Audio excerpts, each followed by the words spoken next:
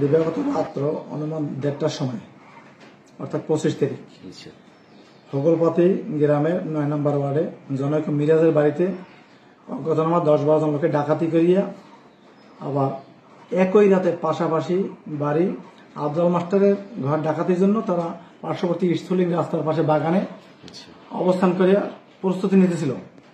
তখন এই আফজাল মাস্টার নিজে এবং তার ছেলে বাইজিৎ তারা টের পাইয়া ডাক চিৎকার দিলে ওই এলাকায় নাগরিক পাহাড় আসলে সেই লোকজন প্লাস ওখানে সুমন জমাদার আছে, সে আম বাগান পাহারা দেয় এবং তার ঘের আছে, গরুর ফার্ম আছে, তার নিজস্ব লাইসেন্স অস্ত্র আছে। তারা সেই জনগণ একসাথে তারা এই যে ডাকাত প্রতিরোধ করতে আসে, তখন এই ডাকাতেরা এই উপস্থিত জনতাকে উদ্দেশ্য করে গুলি ছোড়ে। তখন তাদের এই তারা গুলি ছড়লে এদিকে সুমন জমাদের লাইসেন্স অস্ত্র সেও ডাকাতের উদ্দেশ্যে গুলি ছোড়ে। তখন এই কতিপয় ডাকাতরা পালাই যায়। আর এই ডাকাত ওনার নাম হলো আনোয়ার হোসেন রিপন। এই আনোয়ার হোসেন রিপন তখন গুলিবিদ্ধ হয়ে জখম হয়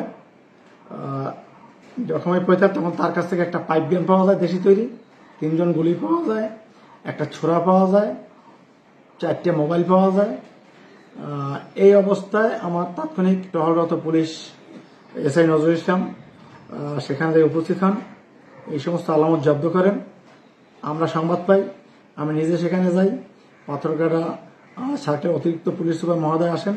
আমরা যাই দেখলাম যে এই ডাকাতের জখমপ্রাপ্ত অবস্থায় তাকে চিকিৎসার জন্য বামনা হাসপাতালে প্রেরণ করে তাৎক্ষণিকভাবে। এই ডাকাত চিকিৎসাধীন অবস্থায় সে আজ বেলা 11টা 36 মিনিটের সময় মৃত্যুবরণ করেন।